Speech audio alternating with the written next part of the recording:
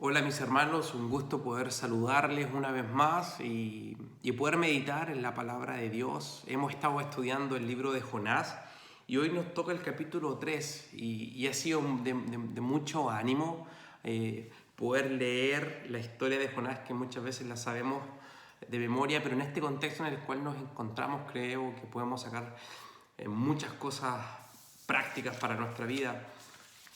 Ya habíamos estado viendo el capítulo 3 de Jonás eh, y habíamos hablado de lo que es la voluntad de Dios y la obediencia del profeta, este profeta un poco especial, porque vemos cómo él en los primeros capítulos actúa de una manera que podríamos pensar, este no es un profeta realmente, sino que porque hace todo lo contrario. Y pensábamos nosotros, y en la primera parte del capítulo 3 veíamos y separamos en dos puntos principales. Uno, que es las segundas oportunidades de Dios, y pensábamos en nosotros mismos dentro de la posición de Dios, ¿qué hubiéramos hecho? Si hubiéramos tenido a Jonás frente a nosotros y cómo él reaccionó. Y si somos sinceros, nuestra actitud hubiera sido de poder desecharlo y buscar a otro. Sin embargo, Dios no es como nosotros y Él no actúa como nosotros. Y Él, con la intención de poder trabajar en la vida de Jonás, lo toma nuevamente, les da una segunda oportunidad. Y vemos en esta parte cómo el profeta obedece. Quizás no con el corazón correcto, y eso lo vamos a ver un poquito más adelante en el capítulo 4, pero vemos que a pesar de eso Dios los utiliza.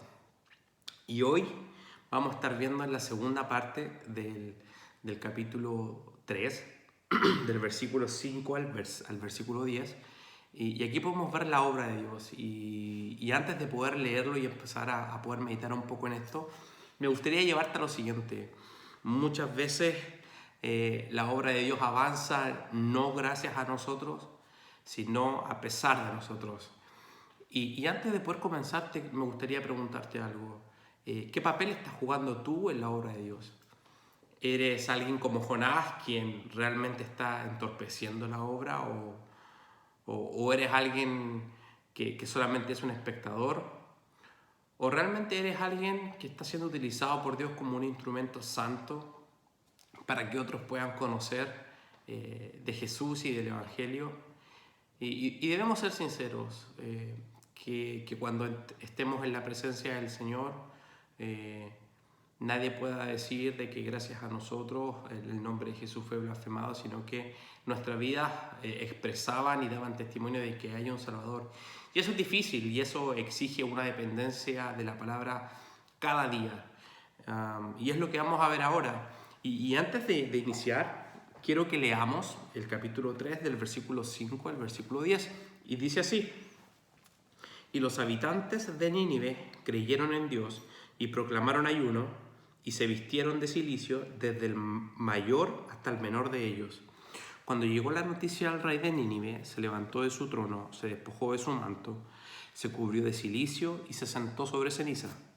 E hizo proclamar y anunciar en Nínive por decreto del rey y de sus grandes, diciendo: Ni hombre ni bestia, ni buey ni oveja, prueben cosa alguna, no pasten ni beban agua, sino cúbranse de cilicio hombres y animales, y clamen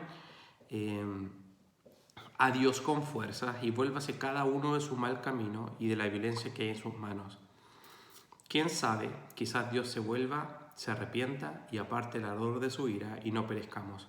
Y vio Dios sus acciones, que se habían apartado de su mal camino, entonces se arrepintió Dios del mal que había hecho, que les haría, y no lo hizo. ¿Y sabes qué? Si pudiéramos englobar toda esta parte del capítulo 3 en una palabra, esa palabra sería arrepentimiento. Y si te fijas y pones atención, en ninguna parte de estos de estos 5 o 6 versículos que hemos leído aparece la palabra arrepentimiento. Y claramente la palabra arrepentimiento no es solamente algo que se pueda leer o decir, sino es algo que se vive, que se expresa. Y eso lo vemos claramente en las personas de Nínive. Y vamos a estar pensando en estas características del verdadero arrepentimiento, de lo que arrepentirse verdaderamente significa. Y tenemos muchas ideas y muchas confusiones también al respecto. Pero déjame decirte lo siguiente: el verdadero arrepentimiento comienza con creerle a Dios. Y mira lo que dice el versículo 5, la primera parte: y los habitantes de Nínive creyeron en Dios. ¿Y sabes qué? Si tu arrepentimiento no comienza entendiendo que has ofendido a Dios y a su palabra, cualquier cosa que hagas, lo único que va a hacer es ser fruto de nuestra propia carne. Muchas veces confundimos arrepentimiento con remordimiento. Sin embargo, son cosas muy distintas.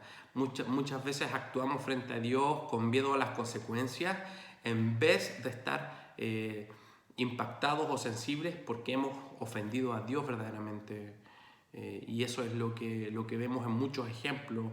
Lo vemos en el hijo pródigo, cuando él dice de que él había fallado a su padre y a Dios, y vemos cómo él se arrepiente. Y lo vemos también acá en las personas de Nínive. El verdadero arrepentimiento, mi hermano, comienza con creerle a Dios. Y no puede haber arrepentimiento alejado de la palabra de Dios y su predicación.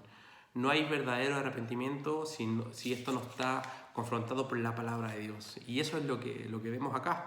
El segundo punto que también significa el verdadero arrepentimiento es que el verdadero arrepentimiento es hacer algo. Y lo vemos en la segunda parte del versículo 5.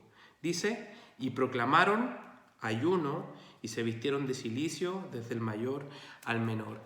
Y podemos ver aquí que el pueblo reaccionó de una forma muy característica. Dice que proclamaron ayuno, se vistieron de cilicio, y estas son expresiones de fuera, son expresiones exteriores, pero que representan un sentimiento de humillación profundo internamente. Y lo podemos ver, y hay una característica interesante. Dice que se vistieron de cilicio desde el mayor hasta al menor de ellos, o sea, todos. Incluso en el versículo 6 dice que cuando la noticia llegó al rey de Nínive, él mismo actuó impactado, y podemos ver esta señal de arrepentimiento porque él se despojó de su manto, se cubrió de cilicio, incluso se vistió sobre ceniza, y esa expresión sobre ceniza involucra un sentimiento de humillación aún más profundo. Entonces vemos de que todas las personas del pueblo fueron impactadas con la predicación de Jonás, incluso el rey, pero no solo eso, incluso los animales. Y es interesante porque dice que en el versículo 7 hizo proclamar y anunciar en Nínive por decreto del rey y de sus grandes diciendo, ni hombre ni bestia, ni buey ni oveja prueben cosa alguna, ni pasten, ni beban agua. Aún los animales fueron llevados en esta actitud de humillación y de arrepentimiento, porque si tú lees la cultura un poco de ellos, los animales participaban de estas actividades que Dios aborrecía. Entonces vemos que todo el pueblo, el rey y los animales también tenían esta actitud de arrepentimiento frente a la predicación de Jonás. Este verdadero arrepentimiento que comienza con creerle a Dios, que involucra hacer algo, pero que también el verdadero arrepentimiento trae consigo un clamor a Dios, un clamor verdadero, con pasión y con seriedad. Y lo vemos ahí, versículo 8. Dice que si no, cúbranse de cilicio, hombres y animales, y clamen a Dios con fuerza. Y déjame decirte, cuando nos arrepentimos verdaderamente, ese arrepentimiento involucra reconocer que hemos fallado y no trae consigo justificaciones. ¿Y sabes qué? Las excusas nunca van a ir acompañadas por arrepentimiento. Y si analizamos nuestras oraciones, muchas veces cuando conversamos con Dios nos estamos justificando y estamos poniendo excusas. Es que Él me hizo esto, es que Él me hizo esto. Pero ¿sabes qué? Si tú analizas, verdaderamente nosotros somos los que le damos la espalda al Señor y pecamos contra Él. Entonces, el verdadero arrepentimiento comienza con creerle a Dios, involucra hacer algo, trae consigo un clamor verdadero, no poniendo excusas, sino que reconociendo. Pero también el verdadero arrepentimiento involucra un cambio. Y mira lo que dice la segunda parte del versículo 8. Y vuélvase cada uno de su camino y la violencia que hay en sus manos. Mi hermano, el verdadero arrepentimiento siempre trae consigo un cambio. Y arrepentirse, dice, la palabra conlleva pensar lo mismo que Dios frente a un tema. Y si para Dios eso es pecado, nosotros decimos y expresamos que pensamos lo mismo y necesitamos hacer un cambio. El arrepentirse conlleva un cambio de dirección. Es decir, si íbamos para allá, ahora vamos para allá. Pero muchas veces no vemos eso en nuestra vida. Y mi hermano, déjame decirte que Dios ha dado todas las cosas. Ya no somos prisioneros ni esclavos del pecado, dice Romanos capítulo 6, sino que somos libres. Y el verdadero arrepentimiento significa un cambio. ¿Y sabes qué más? El verdadero arrepentimiento tiene su esperanza en la misericordia y en el amor de Dios. Mira lo que dice el versículo 9. ¿Quién sabe? Quizás Dios se vuelva, se arrepienta y aparte el ardor de su ira y no perezcamos.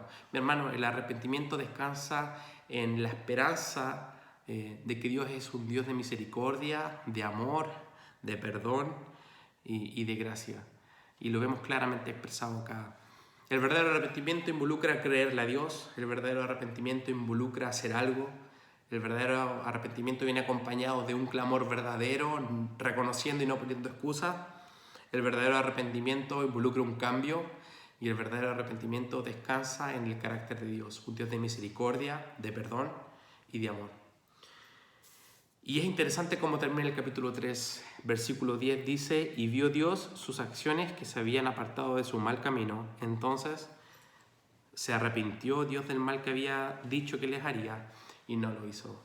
Mi hermano, es precioso esa parte, cómo Dios no contradice su carácter, sino que actúa como realmente Él es un Dios de misericordia, de amor, y eso está marcado en todo el libro de Jonás, aún con las personas de Nínive como con Jonás mismo.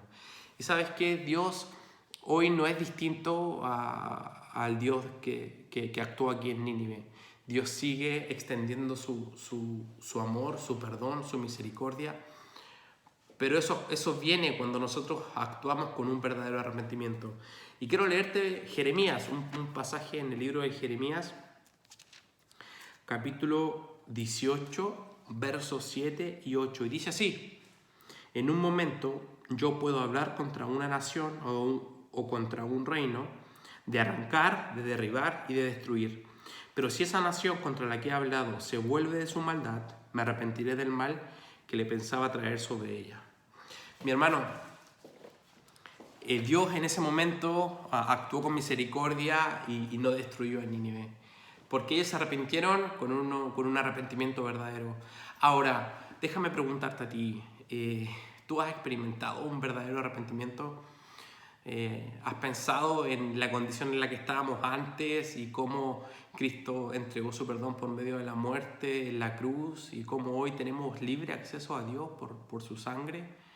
Y quizás sea un momento de arrepentirnos de aquellas áreas en las que aún seguimos luchando, seguimos poniendo excusas, seguimos justificándonos y sea un momento de reconocer, de creerle a Dios, de hacer algo, de clamar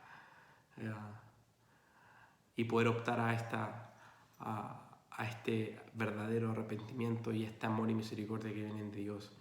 Te animo, mi hermano, y que puedas leer y meditar en eso, ver cómo Dios es un Dios increíble y hasta el día de hoy, si es que estamos vivos, es 100% por el amor y la misericordia de Dios. Que esto nos anime a hablar a otros de que hay esperanza en este mundo, hoy donde nadie tiene esperanza, nosotros sí tenemos esperanza porque Dios es un Dios de misericordia, de amor y de perdón. Espero que haya sido de bendición como lo fue para mí y que podamos seguir manteniéndonos en oración y estudio de su palabra, animando a aquellos que están desanimados, diciéndole que aún hasta el día de hoy tenemos esperanza, porque Dios aún tiene misericordia hacia nosotros. Gracias, mi hermano, que estés muy bien, te mando un abrazo y que puedas pasar unos buenos días alrededor de su palabra y muy cerca del Señor. Que estés muy bien, bendiciones.